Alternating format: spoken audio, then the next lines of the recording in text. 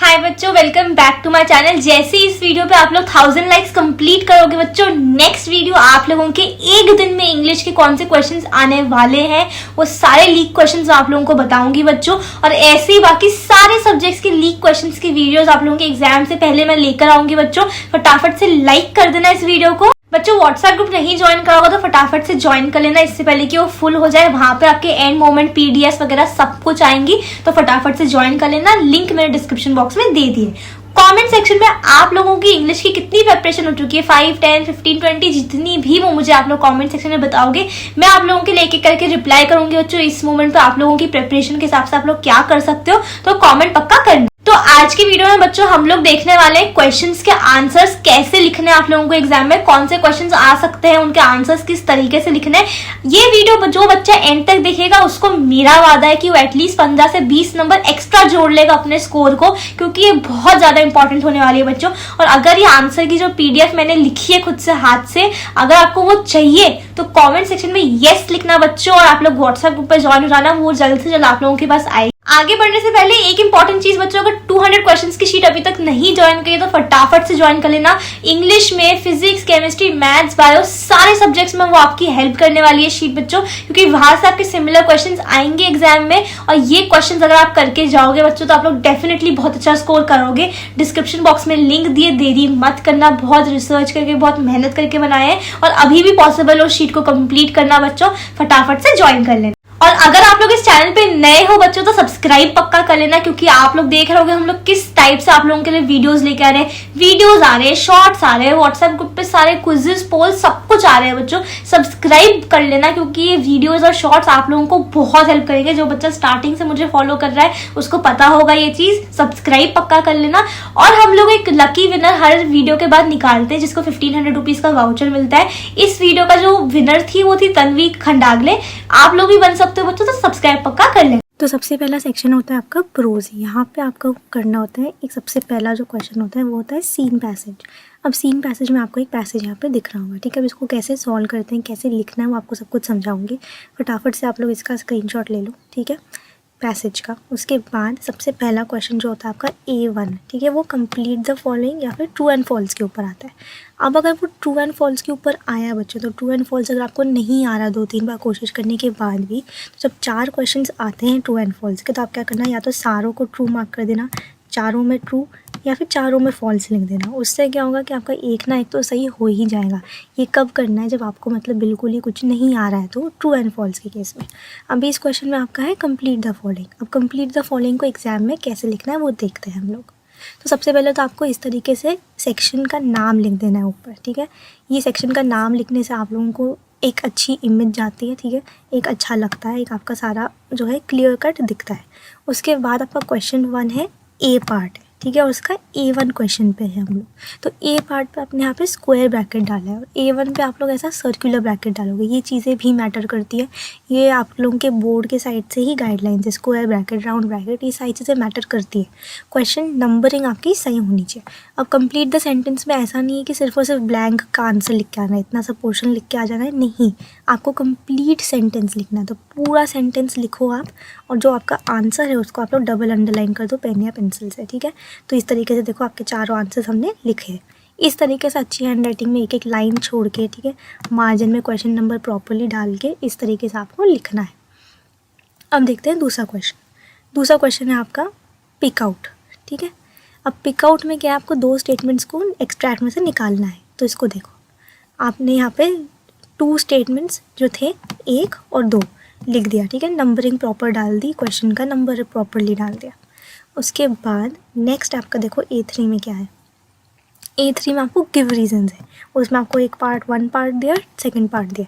अब give reasons में आपको कैसे लिखना है आंसर, ये देखो, आफ्टर मीटिंग राजू, ये पूरा क्वेश्चन लिखा और फिर आपने बिकॉज से स्टार्ट करा।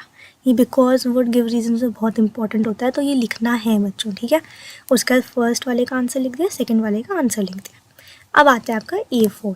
A4 आपका सबसे इंपॉर्टेंट है, जहाँ से आपको एकदम फ्री मार्क्स मिल सकते हैं, वो है पर्सनल रिस्पॉन्स। अब पर्सनल रिस्पॉन्स में आपको हमेशा कैसे स्टार्ट करना होता है, आई, वी, अस, ठीक है, या फिर according to me, as per मी, ठीक है, इस तरीके से आपको करना है, ठीक है। अब यहाँ पर आंसर देखो कैसे लिखा है, ठीक है, व्हेन आई वॉज, ठीक है, आई लिखा है यहाँ पे। कंक्लूड कैसे करना होता है, हेंस से, सो से, हेंस आई कंक्लूड, देयरफॉर, ठीक है। तो यहाँ पे ये देखो, it was indeed a frightening experience, इसको आप लोग ऐसे लिख सकते हो, hence it was a frightening experience, ऐसे करके, ठीक है। तो ऐसे अगर आप लोग लिखोगे अकॉर्डिंग टू मी, तो बीच का कॉन्टेंट कोई नहीं पढ़ेगा, ठीक है। बीच का 5-6 लाइन का कॉन्टेंट लिख दो, बीच का कोई नहीं पढ़ेगा। आपका स्टार्टिंग और एंडिंग अगर सही होगा तो वैसे आपको मार्क्स मिल जाए। फिर आता है आपका A5 जो कि है लैंग्वेज स्टडी। यहाँ पे आपका ग्रामर होता है। सबसे पहला क्वेश्चन आपका डू एज डायरेक्टेड, ठीक है। आपको क्या करना है, बिगिन करना है माई सॉलिटरी से और करेक्ट ऑप्शन चूज़ करना है ABCD में। जब आपको ऑप्शन चूज़ करना होता है बच्चों, तो सिर्फ और सिर्फ ऑप्शन नहीं लिख के आना होता है। जो भी आपका करेक्ट ऑप्शन है उसका जो ऑप्शन नेम है ABCD वो लिखना होता है और फिर पूरा ऑप्शन वापस लिखना होता है। सिर्फ और सिर्फ ऑप्शन लिख के नहीं आना, ये पूरा सेंटेंस लिखा हुआ बहुत ज़रूरी होना चाहिए, ठीक है। उसके बाद देखो आपका सेकेंड क्वेश्चन क्या है, आपको लिखना है not only but also say, ठीक है। तो अब आपको ये पूरा sentence not only but also say लिखना है। अब देखो यहाँ पे आप लोग इसको नॉट ओनली बट ऑल्सो, इसको अंडरलाइन कर दिया बच्चों। अंडरलाइन करने से मार्क्स मिलते हैं, ठीक है। तो अंडरलाइन करना बिल्कुल भी नहीं भूलना है। ये सारी छोटी छोटी चीज़ें मैटर करती हैं। आपने क्वेश्चन नंबर करेक्टली लिखा हुआ होना चाहिए, अंडरलाइन करा हुआ होना चाहिए, लाइन छोड़ी भी होनी चाहिए। ऐसा नहीं कि सब कुछ पास पास में लिख दिया।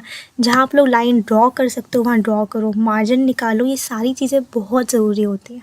उसके बाद आपका वोकैबुलरी का सेक्शन आता है, जहाँ पे आपको सबसे पहले देखो स्पूक्ड का करेक्ट मीनिंग लिखना है इन तीनों ऑप्शन में से। अब क्या करोगे आप लोग इन करेक्ट ऑप्शन में जो भी आपका आंसर है उसका ऑप्शन नंबर और उसका आंसर लिखोगे। देखो कैसे, आप लोग देखो आंसर में स्पूक्ड लिखा है, उसका फ्राइटेंड। अब यहाँ पे ये हमने गड़बड़ कर दी है, क्यों? क्योंकि हमारे को ऑप्शन का नंबर भी लिखना है।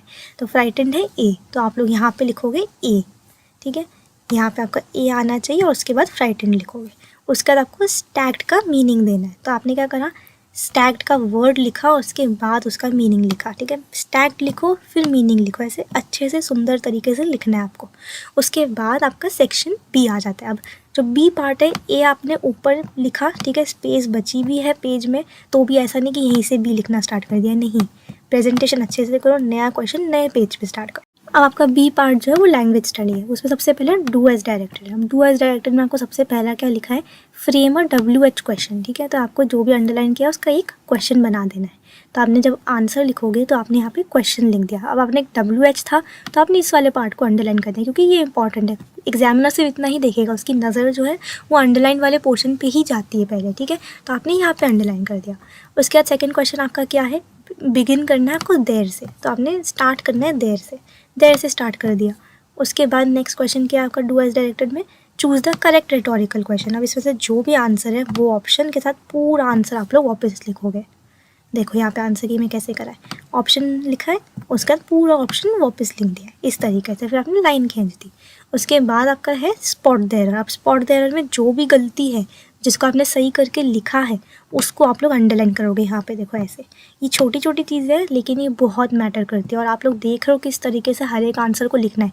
अभी आगे देखना और भी आप लोगों को राइटिंग स्किल्स में सारे फॉर्मेट्स पता लगेंगे, सारे आंसर्स कैसे लिखने, समरी, माइंड मैप, सब कुछ पता लगेगा। तो बिल्कुल भी छोड़ के मत जाना बच्चों, ठीक है। अब हम आ गए क्वेश्चन 2 पे। अब क्वेश्चन 2 आपका अनसीन पैसेज होता है, ठीक है। अब अनसीन पैसेज में देखो, आप लोग ये पैसेज का स्क्रीनशॉट लेना। सबसे पहले आपका चूज़ द करेक्ट सेंटेंस, जहाँ पे आप लोग ऑप्शन नंबर और करेक्ट ऑप्शन लिखोगे, ठीक है। देखो यहाँ पे अब आंसर देखो।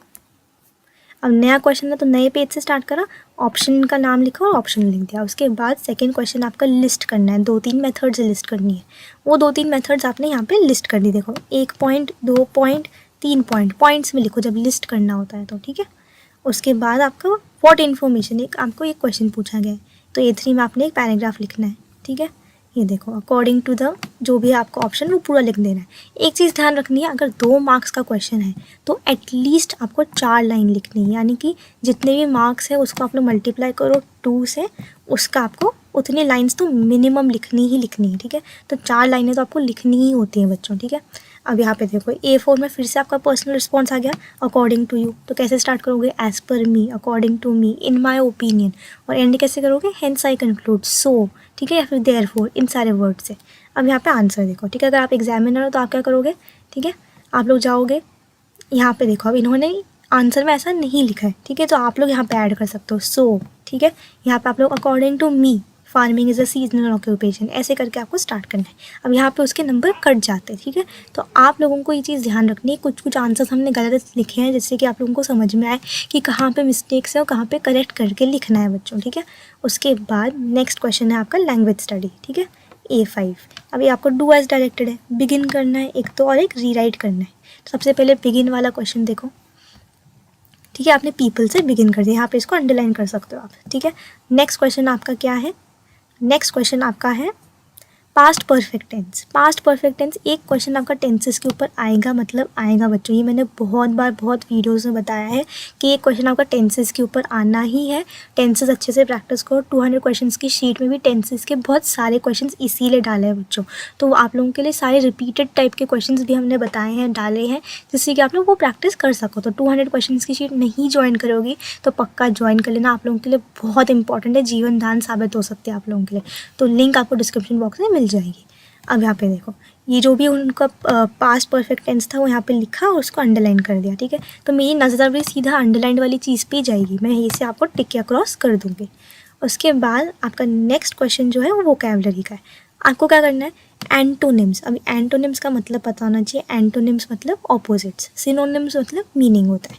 तो एंटोनिम्स करना है। अब आपको बाय एडिंग प्रीफिक्स, तो उन्होंने आपको बता भी दिया कि आपको प्रीफिक्स ऐड करना है। अब प्रीफिक्स जो होता है आपका जनरली करके बच्चों इन होता है, इम होता है, ठीक है, IRR होता है, ठीक है, और आपका UN होता है। जनरली करके ये 4 ही होता है, ये 4 ही आते हैं एग्जाम में। तो ये आप लोग देख सकते हो कि कैसे आप लोगों को ऑपोजिट्स लिखना है। तो आपने ये क्रॉस करके लिखा है, पहले जो क्वेश्चन दिया फिर आंसर दिया। तो ये 4 प्रीफिक्सेस ध्यान रखना, जनरली करके यही प्रीफिक्सेस आते हैं। अब आते हैं आपके क्वेश्चन 2B, जो कि मैं हर वीडियो में बोलती हूँ बच्चों, बहुत इंपॉर्टेंट है, फ्री के नंबर है, फ्री के नंबर है। क्यों? समरी राइटिंग में आपको सिर्फ जो क्वेश्चन दिया होता है उसको लंबा खींच के लिखना होता है, ठीक है। अब समरी राइटिंग में 3 नंबर में से 1 नंबर आपको डायरेक्टली मिल जाता है अगर आप लोग सिर्फ और सिर्फ हेडिंग लिख देते हो बच्चों। तो ये हेडिंग लिख के इसको अंडरलाइन करने में ही 1 नंबर है। नीचे अगर आपको कुछ वर्स केस में नहीं भी आया तो सिर्फ हेडिंग लिख के भी आ सकते हो, ठीक है। लेकिन मेरा एडवाइस ये है कि समरी राइटिंग में आपको ढंग से समरी लिखनी है। अब 3 नंबर में आपको इतनी लाइनें तो लिखनी ही लिखनी है बच्चों, क्योंकि एक तरीके से राइटिंग स्किल ही आपका टेस्ट होता है। और एक चीज़ नोट करो, मेरे पास ये पूरा पेज खाली बचा हुआ था, लेकिन मैंने यहाँ पे लिखा क्या, नहीं, मैंने न्यू पेज यूज़ करा। समरी राइटिंग बहुत आसान है, इतने से कॉन्टैक्ट में 2 नंबर धड़ा मिल जाता है आपको, ठीक है। कोई नहीं पढ़ता, अगर आपके पास कोई बहुत अच्छा पॉइंट है तो उसको आप अंडरलाइन कर सकते हो, ठीक है। जैसे कि मेरे पास है मेजर मीन्स ऑफ लाइवलीहुड, तो मैं लाइवलीहुड को अंडरलाइन कर दूँगी, तो एग्जामिनर की नज़र सीधा उधर ही जाएगी बच्चों, ठीक है। नेक्स्ट क्वेश्चन देखते हैं।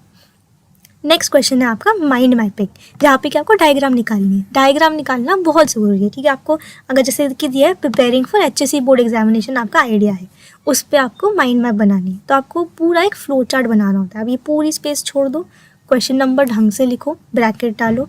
अब आपने ये यहाँ पे ये आपका मेन टॉपिक है, उसके बाद आपने यहाँ पे एरोज कर दिए, यानी कि आपने हर एक जो भी आपका फ्लो चार्ट है कि कैसे प्रिपेयर करते हैं एग्जाम के लिए, वो पूरा आपने यहाँ पे माइंड मैप्स में लिख दिया। 3 नंबर है इसके बच्चों, 3 एकदम फ्री के नंबर।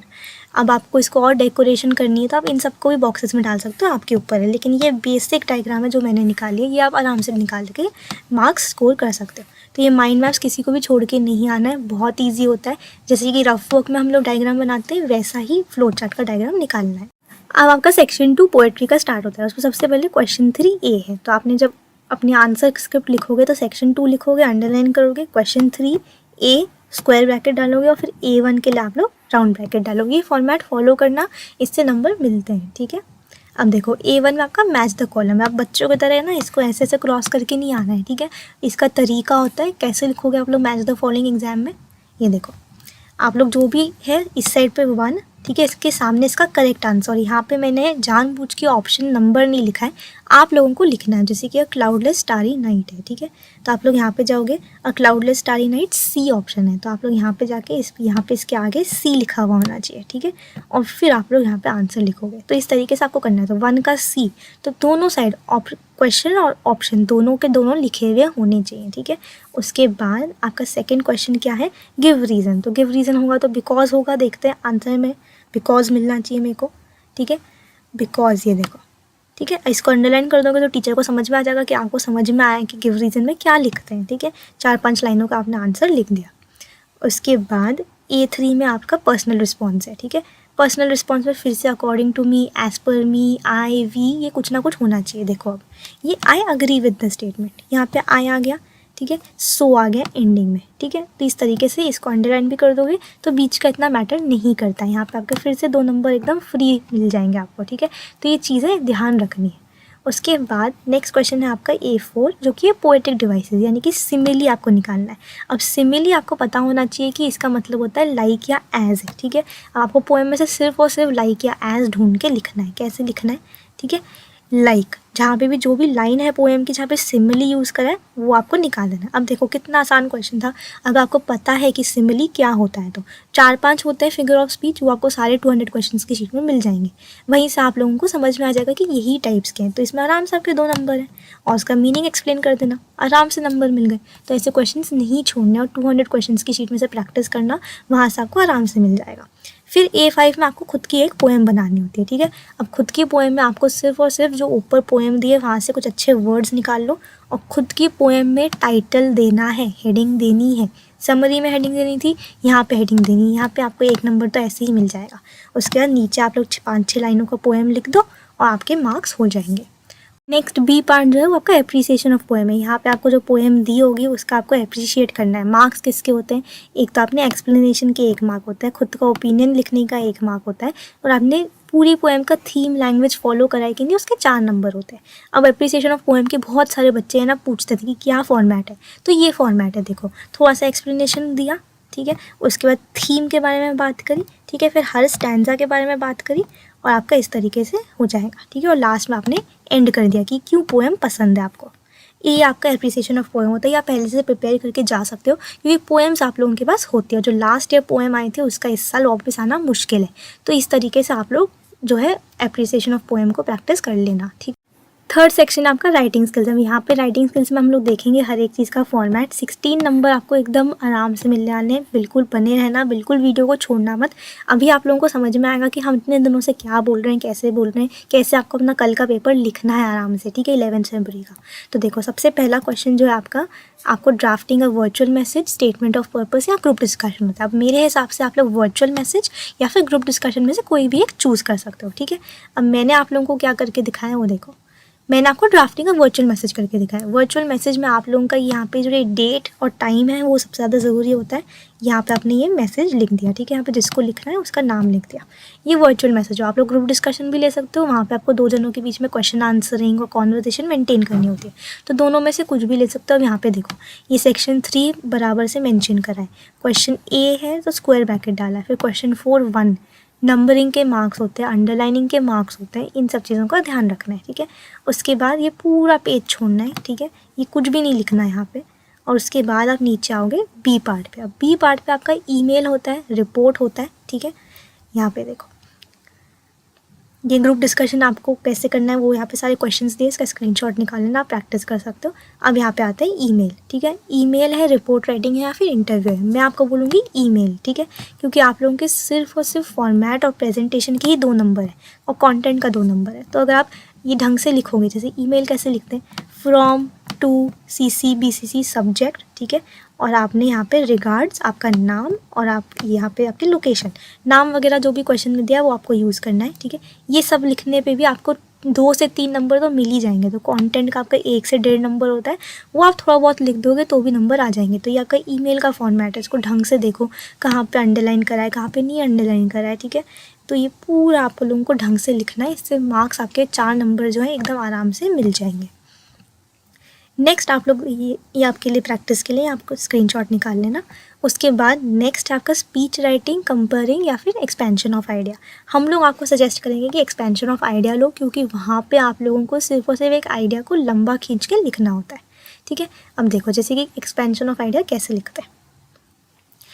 अब एक्सपेंशन ऑफ आइडिया में आपको हेडिंग डालना बहुत ज़रूरी है, ठीक है। हेडिंग नहीं डालोगे, हेडिंग के यहाँ पे ही 1 नंबर होता है, 4 में से 1 नंबर तो सिर्फ हेडिंग का मिल गया। पैराग्राफ्स बनाओ, ठीक है। एक पैराग्राफ स्टार्ट करते हो तो आप 2 फिंगर की स्पेस छोड़ते हो, है ना। यहाँ पे आपने थोड़ी सी स्पेस छोड़ दी, 2 से 3 पैराग्राफ आपने बनाए। देखो 3 पैराग्राफ होते हैं तो आपने 3 पैराग्राफ बना दिए। उसमें आपने एक इंट्रोडक्शन, एक बॉडी और एक कंक्लूजन, इस तरीके से आइडिया को सिर्फ बड़ा करके उसके बारे में जो भी आपको समझ में आ रहा है वो सारा लिखना है। तो आपको 4 नंबर जो है मिल जाएंगे यहाँ पे। नेक्स्ट हम लोग देखेंगे डी पार्ट, ठीक है, राइटिंग स्किल्स का जो लास्ट पार्ट होता है। ये आपका पूरा यहाँ पे ये स्क्रीनशॉट ले लेना आप लोग, ठीक है। Expansion of idea, health is wealth के ऊपर था।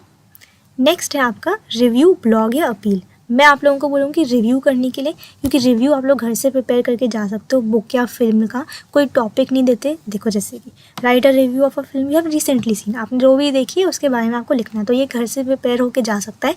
4 नंबर इसके ऐसे ही आ जाते हैं, ठीक है। लेकिन अभी रिव्यू में मैं आपको क्या ही दिखाती, क्योंकि उसका कोई एज सच फॉर्मेट नहीं है, आपको सिर्फ लिखना होता है। तो मैंने यहाँ पर आप लोगों के लिए एक अपील बना के दिखाई है, जिससे कि जिस बच्चे को अपील अटैम्प्ट करना होगा उसके पास फॉर्मेट हो। तो जो भी आपकी अपील है उसकी हेडिंग को कैपिटल में लिखो, उसे अंडरलाइन करो, ठीक है। ये सब आपने कैपिटल में लिखा, डेट और टाइम लिख दिया, चीफ गेस्ट लिख दिया, ये फॉर्मेट है आपका, ठीक है। ये अपील अच्छे से देख लो कैसे करना है।